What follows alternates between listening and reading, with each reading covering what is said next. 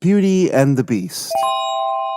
Once there lived a merchant with his 3 daughters. Well, dear daughters, I'm off to the market. What would you like me to bring for you? Oh, Father, please bring me a beautiful dress. And I would like a lovely pearl necklace. And what can I bring for you, Beauty, my child? Father, I would be very happy if you could bring me a beautiful red rose. So the merchant set off for the market, and after finishing his business, he bought the dress and necklace for his 2 daughters. Well, I've finished my business and shopping. It's time to head back home. It's getting late, so I'll pluck the red rose for Beauty on the way.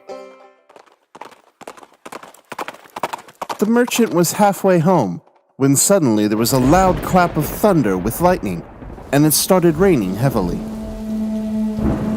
What awful weather! How am I going to reach home in this fierce storm? I can't even see any sign of shelter.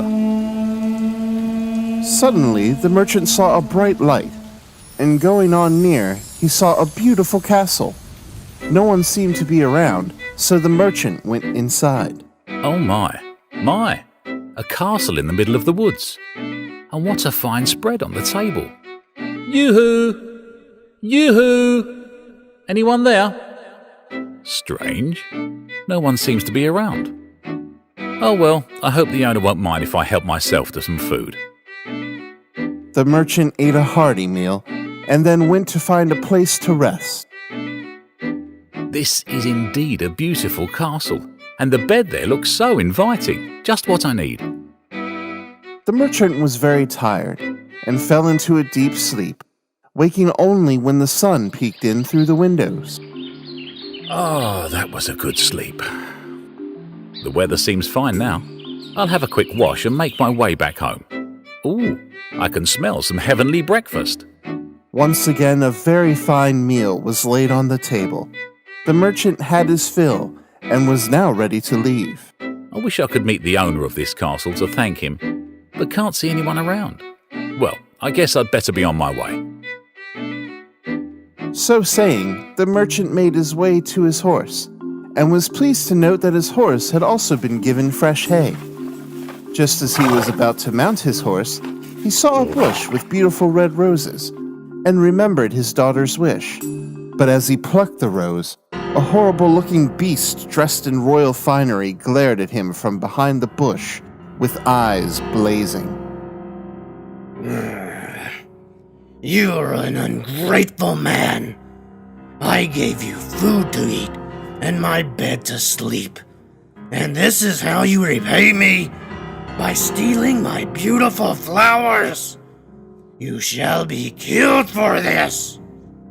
Oh, sir, I'm very, very sorry. I didn't mean to steal. My youngest daughter, Beauty, had asked me to bring her a rose flower, and I was taking it for her. Well, I will let you go on one condition.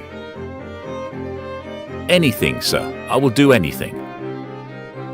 When you go back, you will send your daughter, Beauty, to live with me here in my castle.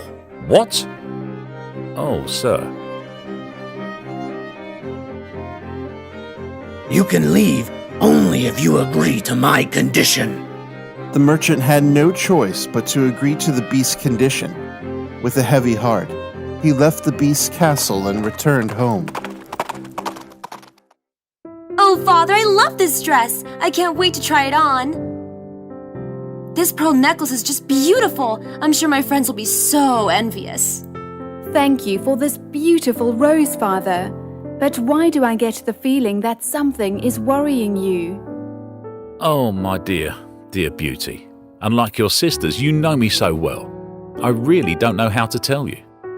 You can tell me anything, Father. I just don't want to see you troubled like this. The merchant then told Beauty all that had happened, and the promise he had made to the beast. My dear, I don't want you worrying your pretty head about it. I'll figure something out. No, Father. You have given your word. It is because of my rose that this happened, so I will go to the beast. With a heavy heart, the merchant went out and left his precious daughter at the beast's castle. Beauty was at first terrified on seeing the beast, but the beast was so gentle and kind to her that slowly Beauty lost her fear of him. The beast is very ugly, in fact, quite frightening to look at. But he has treated me so well. He is indeed a noble soul. So life went on. Beauty spent her days in the beautiful gardens of the palace, and the evenings she would sit in front of the fireplace doing embroidery. The beast sat near her, happy just observing her. However, one day things changed. Beauty, I've been wanting to ask you something for a very long time. Will you be my bride? Beauty was shocked. She had got used to the beast around her, but marriage? She could not even think of marrying such an ugly creature. I do like you a lot, sir, but the thought of marriage has never entered my head. It's all right. I'm not offended by your answer. No more was said, and life continued as usual. However, the beast understood that Beauty was missing her family, and one day he gave her a magic mirror. My dear, I know you are missing your father and sisters. Come, have a look in this mirror. Beauty could not believe her eyes. There in the mirror she could see her father and sisters so clearly, though they were so far away. Oh, sir, you are too kind. I don't know how to thank you. One day, when Beauty went to the magic mirror, she was shocked to see her father ill and in bed. She ran up to the beast. Sir, I just saw my father in the magic mirror. He is ill and remembering me. Can you please let me go and visit him? The beast was very angry and stomped out of the room. However, when he saw how sad Beauty was, he went up to her. All right, Beauty. I'll let you go to your father, but on one condition. You have to return to the castle in 1 week. I promise I will come back. You have been so kind to me. I cannot even think of breaking my promise. And so Beauty went to visit her sick father. My child, oh, how I've missed you. I cannot forgive myself for the situation I have put you in. No, father. You must not blame yourself and make yourself ill. The beast has been extremely kind to me. And even though I miss you and my dear sisters, I can see you every day through a magical mirror that the beast has given me. With his precious daughter with him again, the merchant became well very soon. Beauty was so happy to be with her family again, and she completely forgot about the promise she had made to the beast. And one night, she had a horrible dream.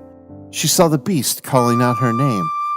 He seemed to be in a lot of pain and was begging Beauty to return to him. Oh, how could I have forgotten the promise I made to the beast? He has been so good to me, looked after me so well. I have been so happy with my own family that I completely forgot about him. Beauty rushed to her father's room. Father! What's the matter, my child? What's happened? Are you not well? I must leave immediately, father. I saw the beast in my dream. He was pleading with me to return and seemed to be in a lot of pain. I must hurry, father. If anything happens to the beast, I shall never be able to forgive myself. Yes, dear, you must go back. But why don't you wait until morning? No, father. I must not delay for a minute. The beast needs me, and I must go to him immediately. So saying, Beauty quickly got ready and ran to her horse, and was soon on her way to the beast's castle. When she reached, she could not see the beast anywhere. I hope I am not late. I couldn't bear it if anything happened to the beast. After being away from him, I now realize how good he was. Oh, where do I look for him? Suddenly, Beauty heard a groaning sound from the garden. Well, She ran there, and among his beautiful rose bushes lay the beast. She then sat down near the beast, and tears started flowing down her cheeks. I am so sorry that I broke my promise. I didn't mean to. I really didn't. Please, don't leave me. I want to marry you. I really do. Suddenly, a miracle happened before Beauty's astonished eyes. As soon as she uttered the words, the beast began to transform into a handsome young man. What is happening? Who are you? Beauty, I am actually a prince. The prince of this castle. An evil witch had cast a spell on me. She changed me into this beast that you saw me as. Only if someone agreed to marry me the way that I was, would the spell be broken. I fell in love with you as soon as I saw you, and I now know that you are a lovely person also. I was afraid to let you go in case you did not come back. Beauty, will you marry me? I feel I am in a dream. Is this really happening? This is no dream, my darling. I am a prince. And now you are going to become my beloved princess. Come, let's go and tell your father. I am sure he was very sad that you had to stay here. But now when he knows the truth, he would no doubt be very happy for us. Beauty and her prince led a long, happy, and loving life. Puss was very sad to see his master so depressed, and went and gently rubbed Jack's cheek with his paw. Do not despair, dear master. I know you think I am good for nothing,